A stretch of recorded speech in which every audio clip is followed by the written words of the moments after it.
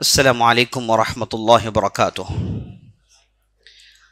ان الحمد للہ نحمده ونستعینه ونستغفره ونعوذ باللہ من شرور انفسنا ومن سیئات اعمالنا من يهده الله فلا مضل له ومن يضلل فلا هادي له واشهد ان لا اله الا الله وحده لا شريك له وأشهد أن محمدا عبده ورسوله وبعد فقال الله تبارك وتعالى لقد كان في قصصهم عبرة صدق اللہ العظیم۔ تمام قسم کی تعریفیں، وہ بڑائی، وہ بزرگی اللہ مالک ارض و سما کے لیے، جو مدبر حقیقی، خالق حقیقی اور مالک حقیقی ہے۔ لاکھوں کروڑوں درود و سلام ہو سرور کائنات، فخر موجودات احمد مجتبیٰ محمد مصطفیٰ صلی اللہ علیہ وسلم پر، جنہیں اللہ تعالیٰ نے سارے کائنات کے لیے رحمت بنا کر مبعوث کیا۔ میں اللہ رب العزت کی بارگاہ میں دعا کرتا ہوں کہ اللہ سبحانہ و تعالی ہمارے اس بیٹھک کو قبول فرمائے، ہماری آمد کو قبول فرمائے، ہمارے رمضان کی محنتوں کو، ہماری نمازوں کو، ہمارے روزوں کو، ہمارے صدقہ و خیرات کو قبول فرمائے، اور ان کی پاداش میں ہماری گردنوں کو جہنم سے رہا کرے، آمین یا رب العالمین۔ اگر آپ ترکی مملکت کی کرنسی دیکھیں گے، خاص طور پر 10 ملین والی کرنسی آپ دیکھیں گے، جو کہ ایک مشہور کرنسی کا نوٹ ہے ترکیہ کے اندر، اس میں ایک میپ بنایا گیا ہے۔ یہ میپ آخر کس اہمیت کا حامل ہے کہ گورنمنٹ نے اس میپ کو اپنی کرنسی میں ڈالا۔ ہم جانتے ہیں کرنسیوں میں اور یہ جو نوٹ ہوتے ہیں ان میں اس ملک کے سب سے مشہور لوگ یا پھر اس ملک کے کوئی مشہور جانور یا پھر اس ملک کے کوئی مشہور جگہیں انہیں کرنسی کے نوٹ میں ڈالے جاتے ہیں۔ جیسے کہ ہندوستان میں آپ گاندھی جی کی تصویر دیکھتے ہیں اور پارلیمنٹ کی تصویر دیکھتے ہیں اور دوسری چیزیں آپ دیکھتے ہیں۔ تو جب بھی کوئی چیز اگر کرنسی میں انہیں ڈال لیا جائے تو معنی یہ کہ اس کی بہت بڑی اہمیت ہے۔ تو اس نوٹ میں جو اس میپ کو جو ڈالا گیا ہے، اس کی آخر کیا اہمیت تھی کہ ترکی گورنمنٹ نے اسے اس نوٹ میں چھاپا؟ عزیز ساتھیو، یہ میپ اپنے اندر ایک بہت بڑی تاریخ رکھتی ہے۔ یہ میپ اپنے اندر مسلمانوں کی عظمت، مسلمان جب اس زمین میں حکومت کر رہے تھے، یہ زمین کے مختلف حصے جو مسلمانوں کے ماتحت تھے، اور اس وقت زمین کی جو ترقی ہوئی، یہ پوری تاریخ یہ میپ بول رہی ہے۔ یہ میپ عزیز ساتھیو، اس کے اندر ایسی جگہوں کی طرف نشاندہی کی گئی ہے، ایسی جگہیں اس میپ کے اندر بتائی گئی ہیں جو لگ بھگ 1500 عیسوی میں اس میپ کو بنایا گیا تھا، لیکن ان میں جو جگہیں بتائی گئی، آج کی جدید میپنگ، آج کی جو لیٹسٹ ٹیکنالوجی استعمال کرنے کے بعد جن جگہوں کی نشاندہی ہوتی ہے، اس سے کئی درجے زیادہ ایکوریٹ ہے، اس سے کئی درجے زیادہ ایکوریٹ ہے۔ یہی تعجب والی بات ہے، اس لیے ترکی گورنمنٹ نے اس میپ کو ان کی کرنسی میں ڈال دیا۔ آخر اس میپ کا کیا واقعہ ہے، اسے لے کر ہم رمضان کی اس مبارک رات میں کیوں بیٹھے ہیں، اس کے پیچھے کیا تاریخ ہے، یہ انشاءاللہ ہم اس مجلس میں دیکھنے والے ہیں۔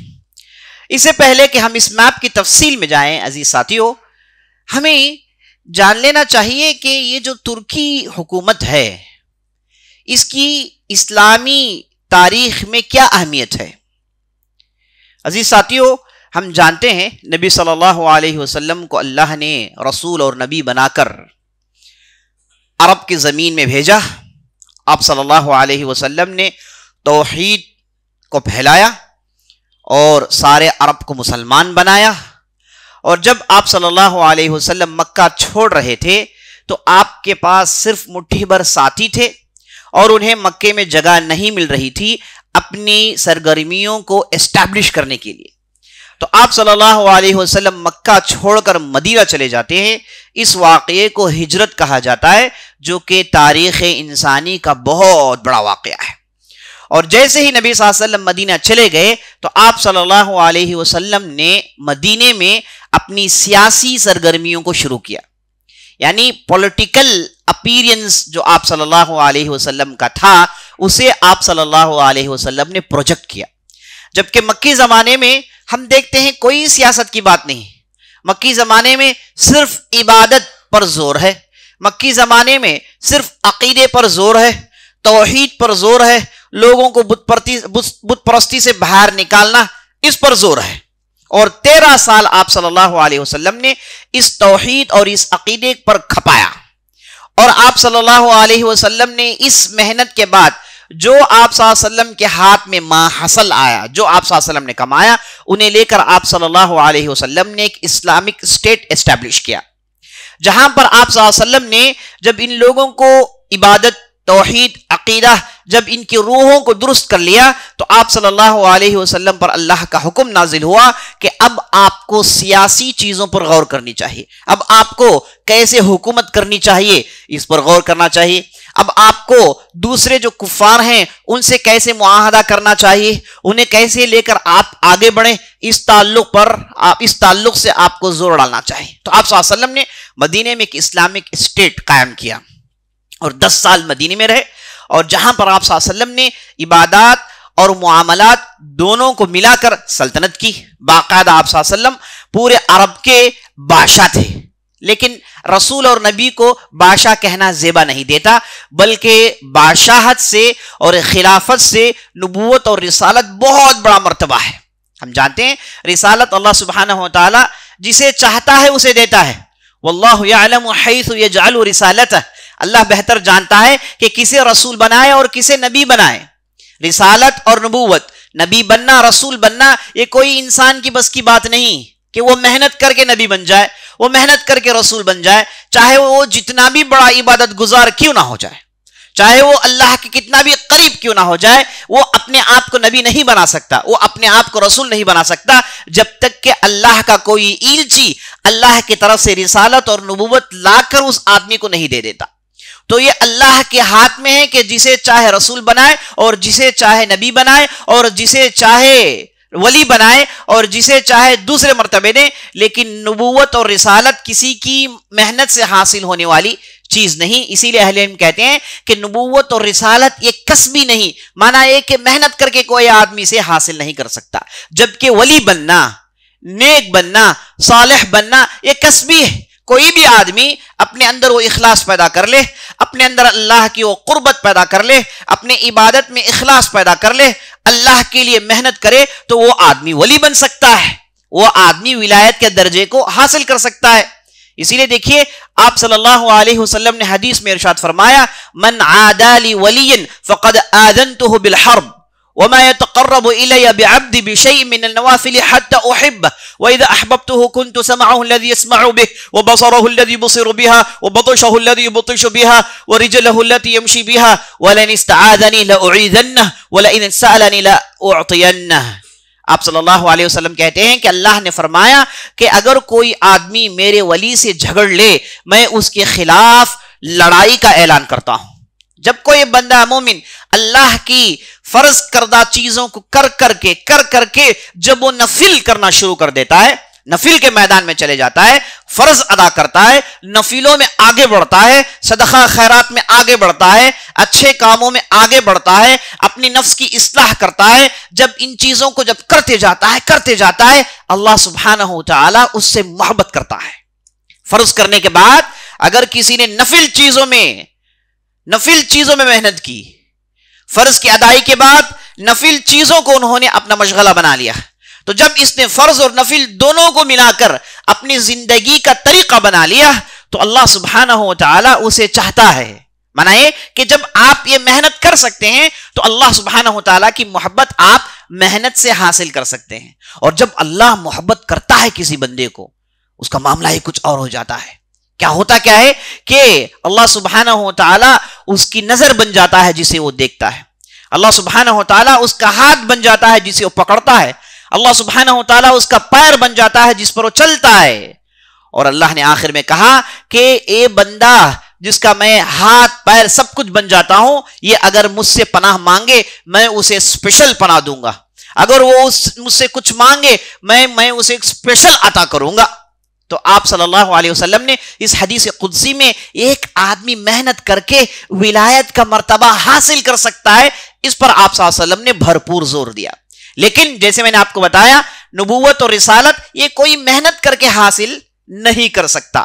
تو آپ صلی اللہ علیہ وسلم نے اللہ کے حکم پر مدینے کے اندر سیاسی چیزوں پر زور ڈالا اور صحابہ کو تیار کیا جو رات میں تہجد گزار تھے اور دن میں میدان کے مجاہد تھے، ایسے لوگوں کی تربیت کی، اور یہ وہ لوگ بنے جو سیاسی میدان میں بھی بہت آگے تھے اور اللہ کی خشیت اور عبادت میں بھی بہت آگے تھے۔ یہ ایسا نمونہ، ایسی مثال ہے جو ہم کو دیکھنے کو بہت ہی کم ملتی ہے۔ عام طور پہ ہوتا ہے کہ ایک آدمی بہت بڑا سیاستدان بن جائے تو اس کی عبادات گئے، اس کا اخلاص گیا، نام کا مسلمان رہ جاتا ہے۔ اگر کوئی آدمی اللہ کی خشیت اور عبادت میں آگے بڑھتا ہے تو وہ سیاست اور دنیاوی چیزوں سے اپنے آپ کو دور کر لیتا ہے۔ لیکن نبی صلی اللہ علیہ وسلم نے اپنی سنت سے بتایا کہ سیاست کرنے کا حق زیادہ ان لوگوں کے لیے جو زیادہ اللہ سے ڈرتے ہیں، جو زیادہ اللہ کی قربت حاصل کرتے ہیں۔ یہ زیادہ حقدار ہیں کہ یہ لوگوں کے لیڈر بنے، یہ زیادہ حقدار ہیں کہ لوگوں کو گائیڈ کرے، یہ زیادہ حقدار ہیں کہ یہ بادشاہ بنے، یہ زیادہ حقدار ہیں کہ یہ خلیفہ بنے۔ تو اسی لیے جب بھی خلیفے کا انتخاب ہوتا تو ملک کے بڑے دیندار، سمجھدار، پڑھے لکھے لوگ ایسے خلیفے کا انتخاب کرتے جس کے اندر دین کی پابندی بھی ہو اور دین کا علم بھی رکھتا ہو، ساتھ ساتھ سیاسی امور پر بھی دسترس رکھتا ہو اور بستی کو چلانا ایڈمنسٹریشن سے بھی واقف ہوتا ہے۔ ایسے لوگوں کا انتخاب کرتے تھے، انہی لوگوں کو خلیفہ کہا جاتا ہے۔ تو آپ صلی اللہ علیہ وسلم جب اس دنیا کو چھوڑ رہے تھے تو ایسے لوگوں کو انہوں نے تیار کر لیا جو آگے چل کے لوگوں کو ہر اعتبار سے گائیڈ کر سکتے تھے، زمین میں اللہ کے حکم کو نافذ کر سکتے تھے، لوگوں کو جہاں وہ مسجد میں اللہ کی بارگاہ میں رلا سکتے تھے وہی ان کے مجرموں کو سزا دینے کے لیے آپ صلی اللہ علیہ وسلم نے ایسے سیاستدانوں کو تیار کیا جن کی تاریخ آج تک لوگ پڑھتے ہیں۔ تو عزیز ساتھیوں، آپ صلی اللہ علیہ وسلم جب یہ دنیا چھوڑ رہے تھے تو آپ صلی اللہ علیہ وسلم نے خلفائے راشدین کی گروپ تیار کر لی۔ آپ جانے کے بعد یہ خلفائے راشدین تھے جو خلیفہ بنے، جن کے ہاتھ میں گورنمنٹ تھی، جو سیاست کر سکتے تھے۔ وہ خلیفہ نہیں جو ہم سنتے ہیں کہ فلاں بہت بڑے پیر تھے، انہوں نے اپنا شملہ دیا، انہوں نے اپنے شاگردوں کو خلافت دے دی۔ کون سی خلافت؟ اپنے گھر کی خلافت، ٹوائلٹ باتھ روم اور کمروں کی خلافت۔ خلافت اس کی ہوتی ہے جس کے پاس حکومت ہوتی ہے۔ ہاں آپ کہیے کہ شاگرد، آپ کہیے کہ مرید، آپ کہیے کہ اسٹوڈنٹ، ٹھیک ہے، لیکن یہ خلافت اور یہ دوسرے جو الفاظ جو استعمال کیے جاتے ہیں اس کے اندر بدعتی مفہوم ہوتا ہے جو کہ اسلام کے اصولوں سے ٹکراتا ہے۔ ان الفاظ کا استعمال نہ کرنا زیادہ بہتر ہوگا، یہ اکثر و بیشتر اہل علم کی رائے ہے۔ تو عزیز ساتھیوں، تو آپ صلی اللہ علیہ وسلم نے خلیفہ چھوڑا، ابو بکر چھوڑا رضی اللہ عنہ، اس کے بعد عمر بن خطاب، اس کے بعد عثمان بن عفان، اس کے بعد علی بن ابی طالب۔ یہ چار بہترین خلفاء راشدین جنہوں نے 30 سال بہترین سیاست کی۔ اس کے بعد خلفاء راشدین کا دور ختم ہوا تو وہاں پر ایک زبردست خلافت کا آغاز ہوا جنہیں الخلافہ الامویہ کہا جاتا ہے۔ بنو امیہ یہ آگے آئے، انہوں نے اسلامی خلافت کو اپنے ہاتھ میں لیا۔ ان کے سب سے پہلے بادشاہ معاویہ بن ابی سفیان رضی اللہ عنہ ہے، جو کہ خود ایک بہت بڑے صحابی، بہت ہی ذہین فہیم آدمی، جنہوں نے 20 سال بڑے امن کی حکومت کی اور 20 سال جتنے بھی فتنے اڑ گئے تھے سب کو دبایا۔ اپنی فراست سے، اپنی بردباری سے، اپنی بہترین اخلاق اور اپنے بہترین سوچ و سمجھ سے انہوں نے بہترین حکومت کو اسٹیبلش کیا۔ وہاں سے بنو امیہ کی سلطنت شروع ہوئی جو لگ بھگ 132 ہجری تک قائم رہی۔ 132 ہجری تک قائم ہوئی۔ معاویہ رضی اللہ عنہ خلیفہ بنتے ہیں 41 ہجری میں یا پھر 42 ہجری میں، 41 یا پھر 42 ہجری میں یہ خلیفہ بنتے ہیں۔ وہاں سے لے کر 132 ہجری تک یہ امویوں کی سلطنت رہی ہے۔ اور امویوں کی خوبی یہ رہی کہ جیسے میں نے آپ کو بتایا انہوں نے کنسٹرکشن میں بہت بڑا انقلاب برپا کیا اور اسلامی سلطنت کو بہت دور تک پہنچا دیا. یہ آپس میں لڑتے تھے لیکن اسلامی حدود کو پھیلانے میں کوئی کسر نہیں چھوڑی. اور ان کے دور میں بڑے بڑے امام آئے. امام ابو حنیفہ امیہ دور کے ہیں, امام مالک امیہ دور کے ہیں, امام شافعی امیہ دور کے ہیں, اور جتنے بھی آپ بڑے بڑے محدثین, بڑے بڑے صالحین, بڑے بڑے تابعین, تبع تابعین کے نام سنتے ہیں, یہ سب بنو امیہ کے دور کے رہنے والے تھے. وہ دور تھا جس میں عربوں کی طاقت تھی. اس کے بعد ان کی غلطی کی وجہ سے 132 ہجری میں ان کا آخری بادشاہ جس کا نام مروان الحمار تھا, اسے قتل کر دیا جاتا ہے. اس کے بعد بنو عباس اپنے ہاتھ میں اسلامی تاریخ اور اسلامی خلافت کو لیتے ہیں. تو 133 ہجری سے لے کر 562 ہجری تک عباسی دور رہا. عباسی خلافت چلی کتنے سال؟ لگ بھگ 500 سال تک ان کی حکومت رہی, بنو عباس کی حکومت رہی. ان کا پائے تخت, ان کا ہیڈ کوارٹرز بغداد تھا, امویوں کا ہیڈ کوارٹرز ڈیمسکس تھا, اور خلفاء راشدین شروع کے 3 ان کا ہیڈ کوارٹرز مدینہ تھا, اور علی بن ابی طالب نے اپنا ہیڈ کوارٹرز کوفہ منتقل کر لیا, بغداد عراق کے اندر. اس کے بعد جب اموی آئے انہوں نے دمشق کو اپنا ہیڈ کوارٹرز بنایا جو آج کل سیریا میں ہے, جسے انگلش میں ڈیمسکس کہتے ہیں. اس کے بعد جب بنو عباس آئے انہوں نے بغداد کو اپنا دارالخلافہ بنایا, اور وہاں سے انہوں نے ساری دنیا کے لوگوں کو اسلام کی طرف بلایا اور زبردست حکومت کی. بنو عباس ان کی خوبی یہ ہے کہ انہوں نے صرف عربوں کو عہدوں میں نہیں رکھا جو ہم بنو امیہ کے دور میں دیکھتے ہیں. بنو عباس آئے تو انہوں نے فارسیوں کو اور چینیوں کو, دوسرے مذاہب کے لوگ جو مسلمان ہو گئے تھے, ان سب کو عہدے دیے, سب کو عمدہ حکومت کی, اور سب کے درمیان ہر دل عزیز رہے اور بہت ہی بڑی سلطنت قائم کی. اور بنو عباس کے مشہور خلفاء میں سے ہارون رشید ہیں, ابو جعفر المنصور ہیں. یہ وہ زمانہ تھا جب ساری دنیا بغداد آتی تھی دین کی تعلیم ساتھ ساتھ دنیاوی تعلیم حاصل کرنے کے لیے. آپ نے ابو بکر رازی اور دوسرے بڑے بڑے اطباء کے نام سنے, یہ سب بغداد سے ان کا تعلق تھا. تو بنو عباس کی سلطنت ختم ہوئی 562 ہجری کے آس پاس, 562-65 کے آس پاس ان کی سلطنت ختم ہوئی. تو 150 سال تک کوئی خلافت نہیں رہی. 150 سال تک خلافت نہیں بلکہ سلطنتیں تھیں, مختلف چھوٹی چھوٹی سلطنتیں تھیں. 150 سال تک آپس میں جھگڑے ہوئے, کوئی خاص ترقی نہیں ہوئی. یہ وہ زمانہ تھا جب اللہ نے, چونکہ اب 150 سال تک کوئی خلیفہ آنے والا نہیں, تو اللہ نے ایسے لوگوں کو بھیجا جنہوں نے ان خالی جگہوں کو پر کیا.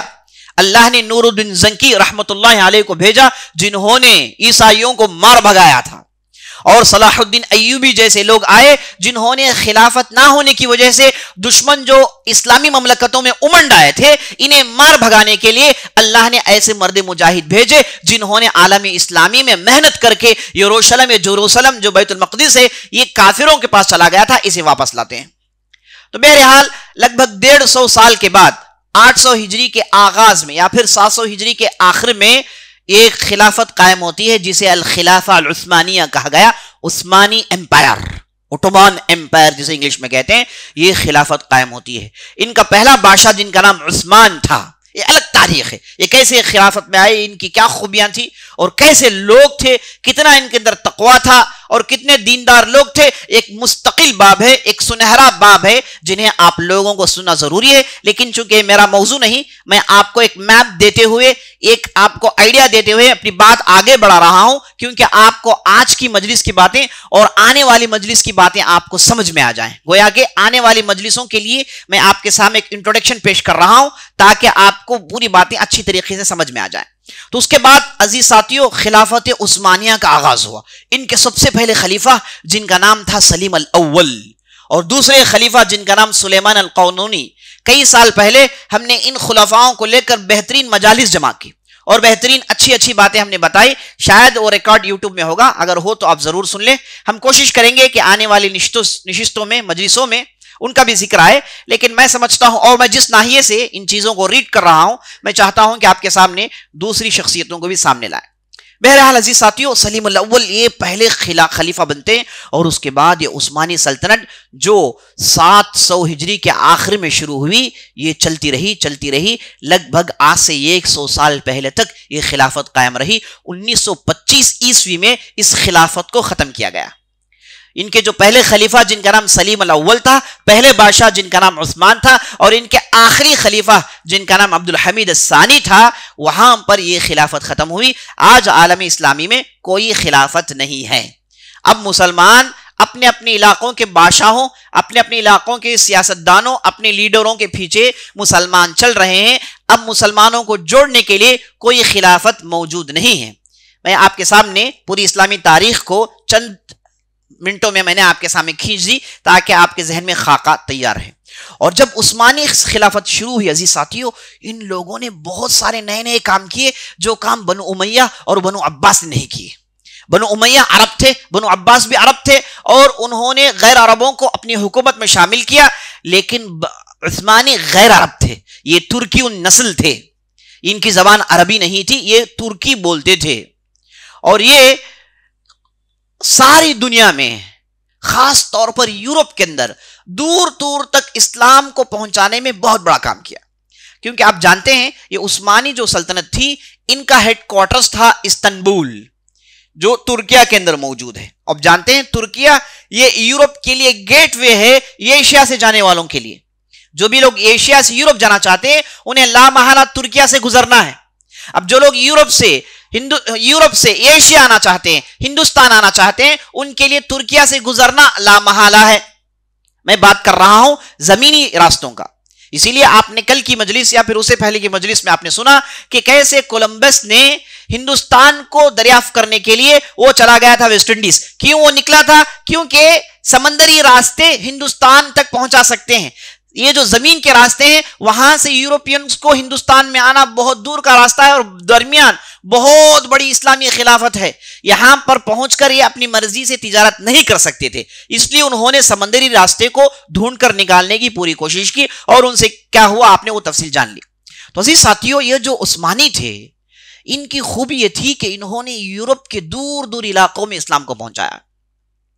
آج بھی یورپ کے اندر ایسی بستیاں ہیں جو خالص مسلمانوں کی ہیں، البینیا ہے نا، اور اس کے بعد بہت سارے ایسے علاقے ہیں جو خالص مسلمان۔ حالانکہ آج بھی یورپ ایک کوشش میں لگا ہے کہ مسلمانوں کو مکمل طور پر ان کی کوئی حکومت یورپ کے اندر نہ ہو، اس کے لیے یہ لوگ مکمل محنت کر رہے ہیں۔ حالانکہ یورپ چھوٹا ہے، لیکن اس کے اندر 55 ممالک ہیں، 55 کنٹریز ہیں۔ یہ پورا یورپ آدھا ایشیا بھی نہیں ہو سکتا، لیکن اس کے اندر 55 کنٹریز ہیں، اور اتنی چھوٹی چھوٹی کنٹریز ہیں جن میں 4-5 سڑکیں ہیں، اس سے زیادہ کچھ نہیں، اور ہر اپنے لیے ایک حکومت کا ڈکلیئر کر کے آپس میں جھگڑتے رہتے ہیں، لیکن مسلمانوں کے خلاف جمع ہو جاتے ہیں۔ تو عزیز ساتھیوں، عثمانیوں کی دوسری خوبی یہ تھی کہ انہوں نے سمندری بیڑوں کو ڈیولپ کیا، نیوی فورس ڈیولپ کیا۔ بنو امیہ تھے، ان کے پاس نیوی فورس بہت کم تھا۔ بنو عباس آئے تو انہوں نے اس تعلق سے زیادہ سوچا نہیں۔ جب بنو عثمان آئے، عثمانیہ اپنی طاقت کا پورا استعمال کر کے نیوی فورس تیار کیا۔ آپ اگر میپ دیکھیں گے، میپ میں آپ کو یورپ کے نیچے اور افریقہ کے اوپر ایک سمندر نظر آئے گا جسے میڈیٹیرین سی کہتے ہیں۔ یہ بہت ہی مشہور سمندر ہے۔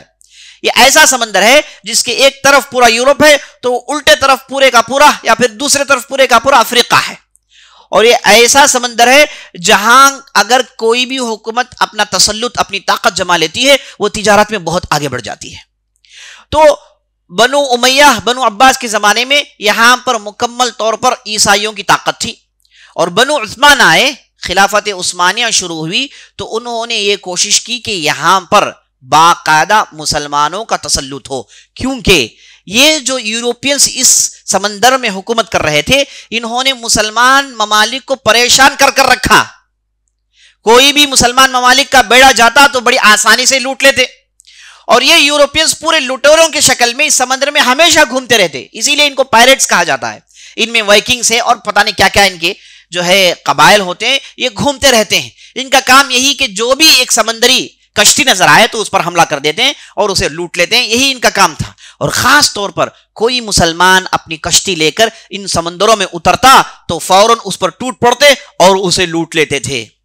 تو عثمانیہ سلطنت کے خلفاء کو یہ پریشانی تھی کہ کیسے اس مسئلے کو حل کرے، کیونکہ اس سمندر کو قابو میں نہ لیا جائے تو اس کے بعد تجارتیں دور دور تک پہنچانا مشکل ہے، اور خاص طور پر افریقہ کے جو شمالی حصے میں، نارتھ افریقہ میں جو اسلامی سلطنتیں ہیں، وہاں پر پہنچنا بہت مشکل ہو جاتا ہے، کیونکہ اگر آپ زمینی راستے سے جائیں گے، بری راستے سے جائیں گے تو صحرا کو کٹ کرنا پڑتا ہے، بڑے بڑے ڈیزرٹس کو کٹ کرنا پڑتا ہے، تو آسان راستہ سمندری راستہ ہے۔ اب یہاں پر پورے یہ لٹیرے بیٹھے ہوئے ہیں، تو عثمانیہ نے، اور یہ لٹیرے بیٹھنے کی وجہ سے عزیز ساتھیوں، جب اندلس سے مسلمانوں کو نکالا جا رہا تھا تو کوئی اسلامی سلطنت مدد کے لیے نہیں آیا۔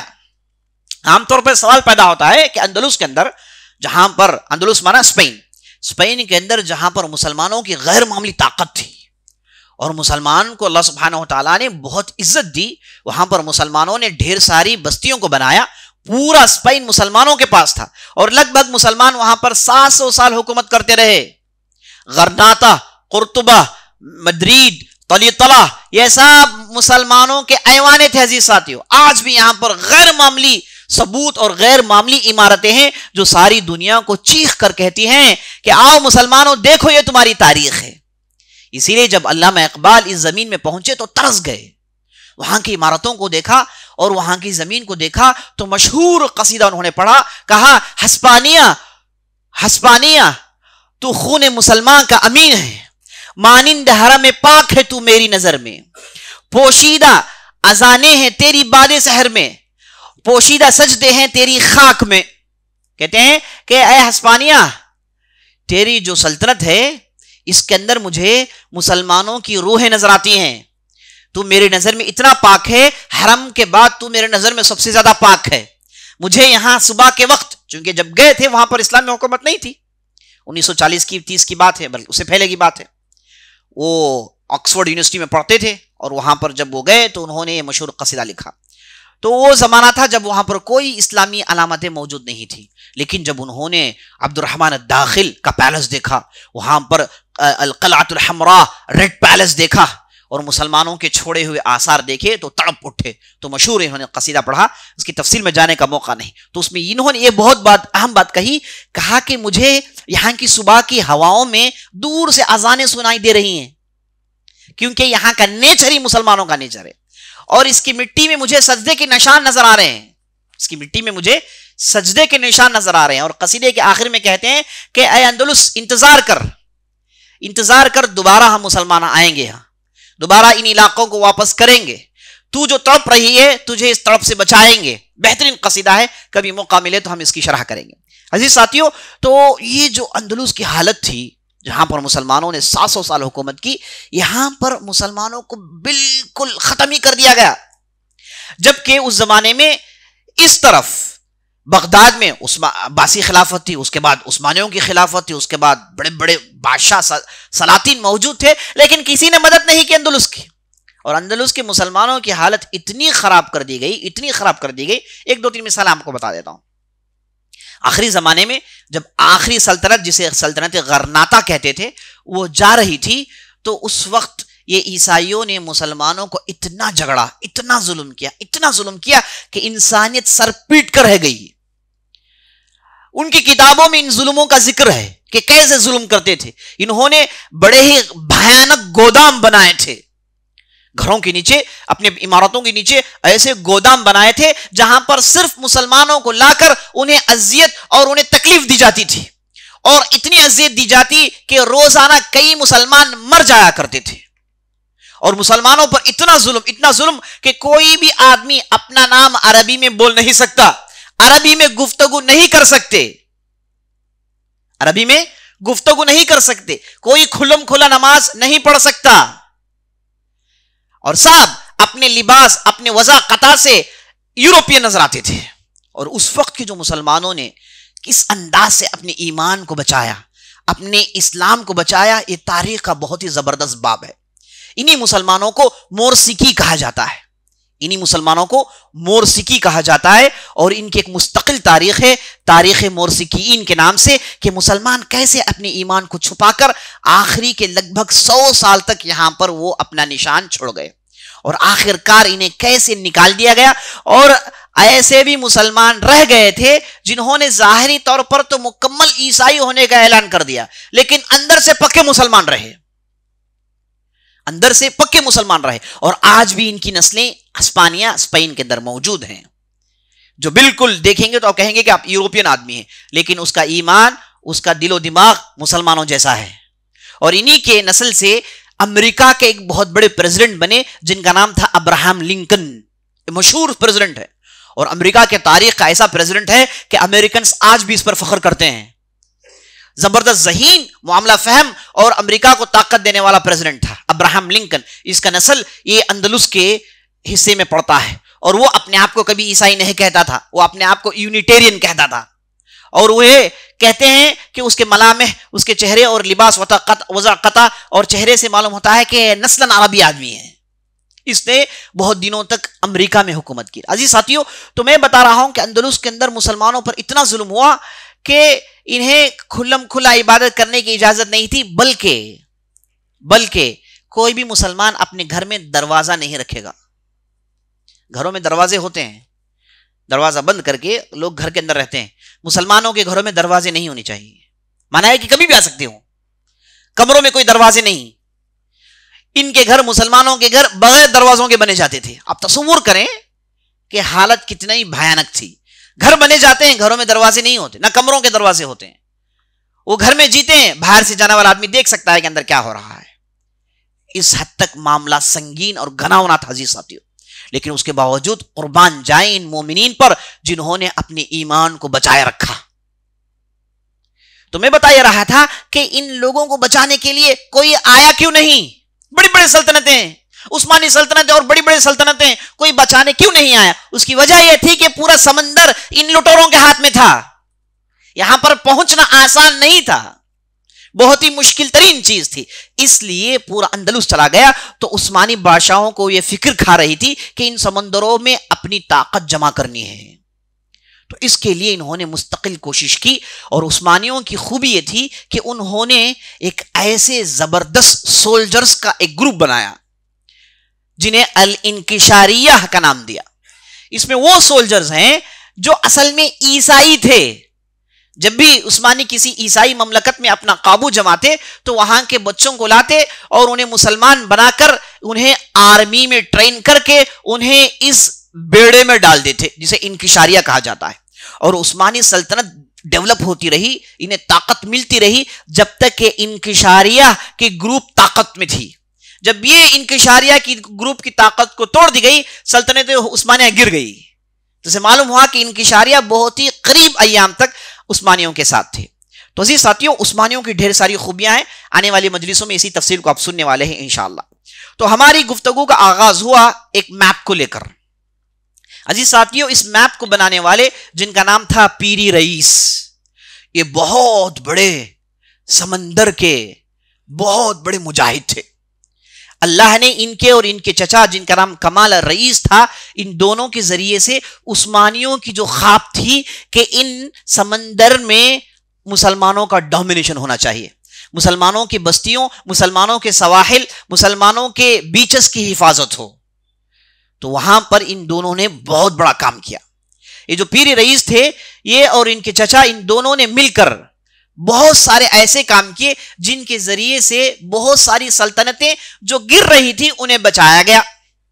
عثمانی خلیفہ نے ایک مرتبہ کمال الرئیس اور پیری رئیس کو بلا کر کہا کہ ہم آپ کو پوری چھوٹ دیتے ہیں، آپ جتنی طاقت مانگتے ہیں اتنی ہم آپ کو طاقت دیتے ہیں. آپ جائیں، جا کر اسپین کے اندر جو سلطنتیں گر رہی ہیں، آخری سلطنت جو گر رہی ہے غرناطہ کی، اسے آپ بچا کر لائے ہیں. تو باقاعدہ کمال رئیس اور پیری رئیس اس سمندر میں سفر کر کے اندلس پہنچتے ہیں اور وہاں کئی دن تک کوشش کرتے رہے کہ اس گرتی ہوئی سلطنت کو تھامیں. لیکن اندلس کو گرنا تھا اور بہت ہی معاملہ خراب ہو گیا. تو انہوں نے آخرکار اندلس کو چھوڑا اور اس کے بعد الجزائر، تونس اور اس کے بعد مصر، ان 3 علاقوں میں انہوں نے ایسے کام کیے کہ اللہ اکبر، یہ سمندری جو بھی عثمانیہ کرنا چاہتے تھے اس میں بہت بڑا ٹرننگ پوائنٹ ان دونوں کی وجہ سے ہوا. آج بھی آپ ترکیہ کے اندر جائیں گے، وہاں پر جو نیوی فورس ہے، وہ نیوی فورس کے آپ جو بڑے بڑے کشتیوں کو دیکھیں گے، ان کشتیوں کے نام دیکھیے عزیز ساتھیوں کیا ہے؟ ٹی سی جی بربروس، انشاءاللہ ان کے تعلق سے آپ تفصیل سنیں گے، ٹی سی جی عروج رئیس، ٹی سی جی صالح رئیس، ٹی سی جی کمال رئیس، یہ ان کے بحری بیڑوں کے نام ہیں. آج کی جو ترکی سلطنت ہے انہوں نے اس قسم کی کشتیاں بنائی ہیں، وہ اپنی تاریخ کو یاد رکھے ہوئے ہیں، ان افراد کے نام یاد رکھے ہوئے ہیں. دیکھیے کتنے بڑے بڑے لوگ ہیں جنہیں ہم جانتے نہیں. تو یہ پیری رئیس جو تھے انہوں نے بہت سارے چینجز کیے، لمبی تفصیل ہے، میں آپ کے سامنے مختصر ان کے کارنامے بتا دیتا ہوں. پہلا کارنامہ ایک بہت بڑی لڑائی جس کا نام زونکیو تھا. یہ عیسائیوں اور مسلمان بحری بیڑوں نیوی فورس کے درمیان ایک زبردست لڑائی تھی. یہ پہلی لڑائی جس میں عثمانیوں نے توپ کو انٹروڈیوس کیا. یہ لڑائی کس زمانے کی تھی؟ 1499. اس لڑائیوں میں عثمانیوں نے پہلی مرتبہ توپ کو انٹروڈیوس کیا. اس سے پہلے توپ نہیں ہوتے تھے، ساری دنیا توپ نہیں جانتی تھی. لوگ منجنیق جانتے تھے جس سے بارود پھینکا جاتا تھا، لیکن یہ جو توپ جو آپ جانتے ہیں یہ پہلی مرتبہ اسے انوینٹ کرنے والے مسلمان تھے اور اسے استعمال کرنے والے مسلمان تھے. تو اس لڑائی میں بہت بڑی جیت ہوئی مسلمانوں کو. پیری رئیس اور کمال رئیس کی قیادت میں اس لڑائی میں مسلمانوں نے اس توپوں کو استعمال کیا. 4 دن کی بھیانک لڑائی تھی اور اس کے بعد اللہ نے مسلمانوں کو جیت دی. تو اس کے بعد عثمانی خلیفہ نے پیری رئیس کو حکم دیا کہ آپ چونکہ ان علاقوں میں آتے جاتے ہو، ہمارے علاقے دور پڑتے ہیں، ہم بالکل ایسٹرن ایج میں ہیں اور یہ پورا یورپ ویسٹرن ایج میں ہے، ہمیں یہاں کی میپ کی ضرورت ہے. یہاں کون سے علاقے ہیں، کون سے علاقوں میں مسلمانوں کی حکومت ہے، کون سے علاقوں کو یہ یوروپینز ہم سے چھین چکے ہیں.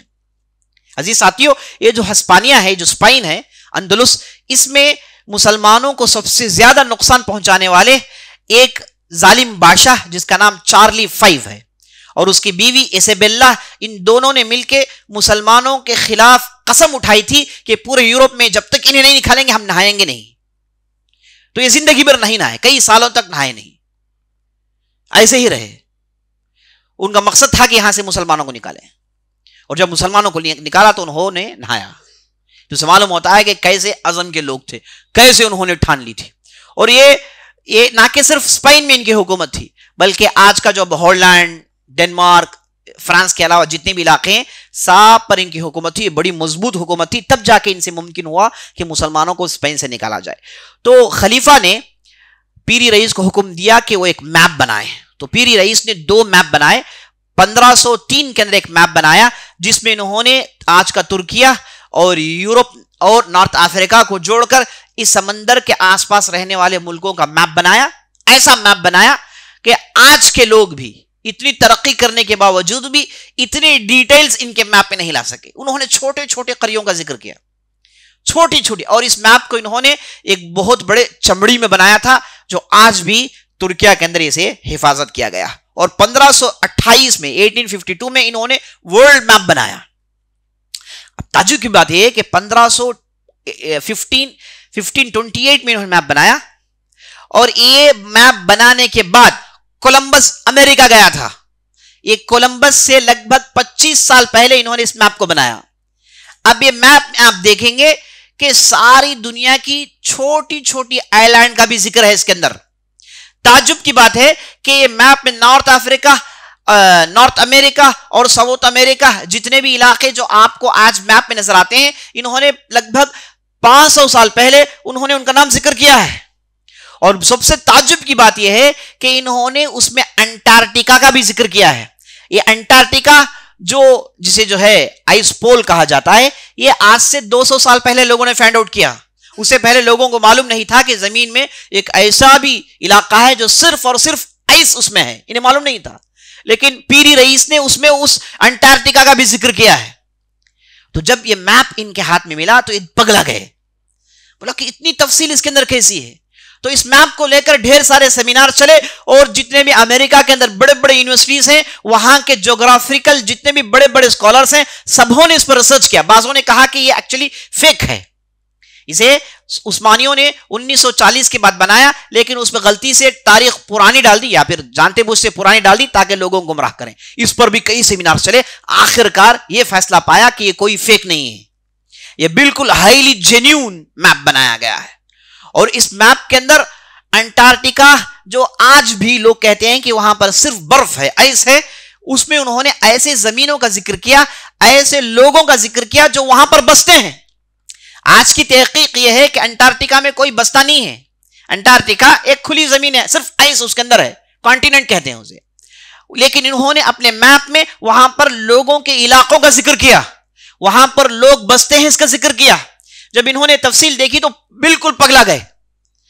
تو اس پر کئی دنوں تک ریسرچ ہوا، کئی بحثیں ہوئی، کئی لوگوں نے کتابیں لکھی، آخرکار انہوں نے ایک فیصلہ کیا کہ پیری رئیس کو ہو نہ ہو انہیں کسی ایلینز نے مدد کیا ہے، ورنہ انسان اتنی دور پہنچ نہیں سکتا۔ آج ہمارے پاس اتنا سب کچھ ہونے کے باوجود ہم نے انٹارکٹیکا کو بہت ہی کم ایکسپوز کیا ہے، اور انٹارکٹیکا میں ایسی ایسی جگہیں ہیں جہاں پر ہم پہنچ نہیں سکتے، یہ ان کا دعویٰ ہے۔ میں آپ کو بالکل لیٹسٹ نیوز بتا رہا ہوں۔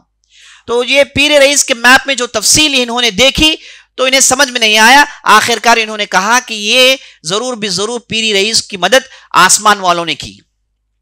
اور یورپ کے اندر ایک مذہب ہے جسے سائنٹولوجی کہا جاتا ہے، لوگ اس کا عقیدہ اور اس کا ایمان رکھتے ہیں کہ آسمان میں بعض مخلوقات ہیں جو اس دنیا کو چلا رہے ہیں، آسمان میں بعض مخلوقات ہیں جو اس دنیا کو چلاتے ہیں، اور وہ بار بار زمین میں آتے ہیں اور وہ انسانوں کی مدد کرتے ہیں۔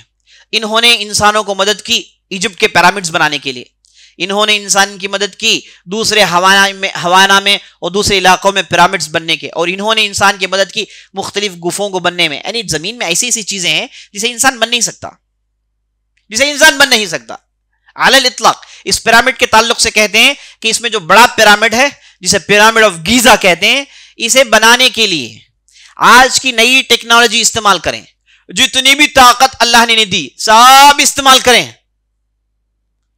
ایسا پیرامڈ بننے کے لیے انہیں آج 100 سال لگیں گے۔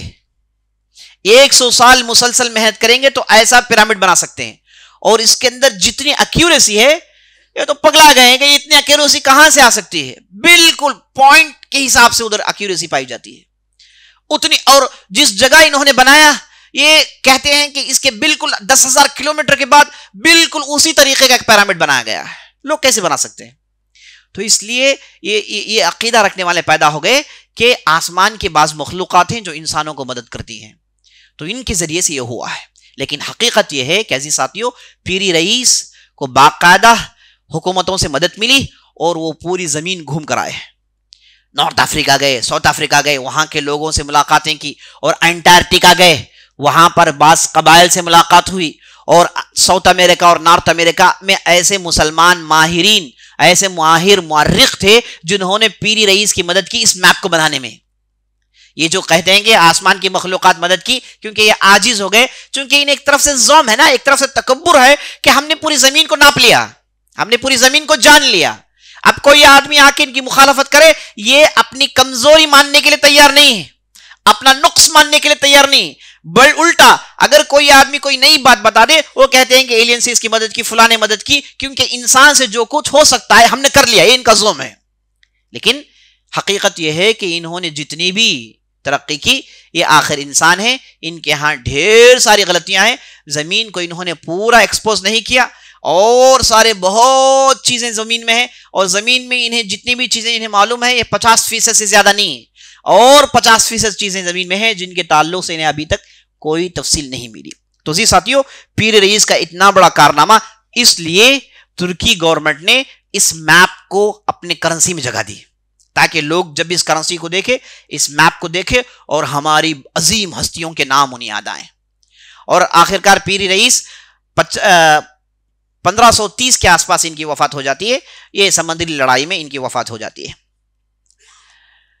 مسلمانوں نے اس میڈیٹرین سی میں، جہاں پر یوروپینز عیسائیوں نے کئی ہزار سال تک اپنی طاقت جمع کر رکھی، مسلمانوں نے ان کی طاقت کو کیسے ختم کی، اور آنے والے دنوں تک مسلمانوں نے اپنی طاقت وہاں پر کیسے جمع کی۔ یہاں پر ایک فیصلہ کن معرکہ ہوا جسے معرکہ بزورہ کہتے ہیں۔ یہ معرکہ بزورہ کیا چیز ہے، اس میں کون کون لوگ شامل ہوئے، کیسے اللہ نے عثمانیوں کو جیت دی، ان سارے علاقے میں کیسے عثمانیوں نے مسلمانوں کا دھاوا بولا، اور یوروپینز کو کیسے مار بھگایا، اور وہاں پر کون سی شخصیتیں تھیں جن کی وجہ سے اللہ نے عثمانی سلطنت کو اتنی طاقت دی. یہ پوری تفصیل جاننے کے لیے میں آپ سے گزارش کروں گا کہ آپ کل وقت پر تشریف لائیں.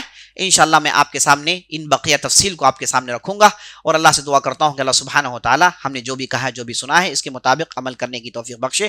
ھذا باللہ التوفیق وصلی اللہ علی نبینا محمد وعلی آلہ وصحبہ اجمعین. موضوع کے متعلق یا پھر رمضان کے متعلق کوئی سوال ہے تو آپ ضرور کر سکتے ہیں انشاءاللہ.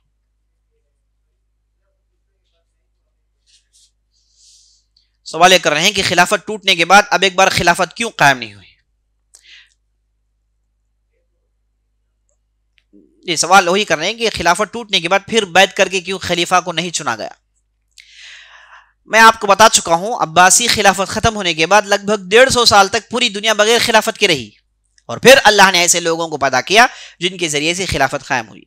تو ابھی یہ جو دور ہمارا چل رہا ہے اس میں کوئی خلیفہ نہیں. اللہ سے امید کرتے ہیں کہ آنے والے ایام میں، اور حدیثوں سے معلوم ہوتا ہے کہ ضرور دوبارہ خلافت قائم ہوگی اور دوبارہ اسلام کو طاقت ملے گی. انشاءاللہ اللہ سے دعا کرتے ہیں کہ ہم اللہ سبحانہ و تعالیٰ ان چیزوں کو واپس لائیں. اب کیوں اب قائم نہیں ہوئی یہ اللہ ہی بہتر جانتا ہے. دیکھیے یہ بہت بڑے کام ہے، خلافت قائم کرنا معمولی چیز نہیں، خلیفہ بننا معمولی چیز نہیں. ہم جو کہ اللہ نے ہمیں جو طاقت دی، اس طاقت کو استعمال کر کے جتنا ہم اسلام اور مسلمانوں کو فائدہ پہنچا سکتے ہیں وہ ہم کریں، اور بقیہ چیزیں اللہ کے ذمہ چھوڑ دیں. اللہ سبحانہ و تعالیٰ قادر ہے کہ ان لوگوں کو لائے جن کے ذریعے سے خلافت واپس آئے. واللہ اعلم.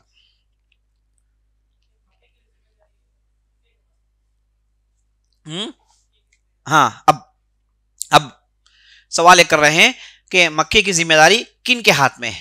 مکے کی ذمہ داری فی الحال سعودی گورنمنٹ کے ہاتھ میں ہے. ان میں کوئی ترکیوں کا کوئی دخل نہیں. پورا سعودی گورنمنٹ مکہ اور مدینہ، یہ مکہ سعودی کنٹری کے مکہ اندر ایک مشہور سٹی ہے، وہاں پر حرم ہے، اور یہاں پر پورا سعودی گورنمنٹ کا چلتا ہے. اب کوئی ترکی وغیرہ کا کچھ ادھر چلتا نہیں ہے. واللہ عالم.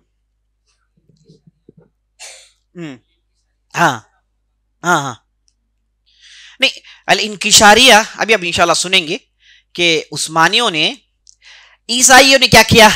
عیسائی جب بھی کسی بھی اسلامی مملکت پر حملہ کرتے وہاں کے بچوں کو لے جاتے، انہیں عیسائی بناتے، عیسائی بنا کر انہیں کروسڈیرز بنا دیتے.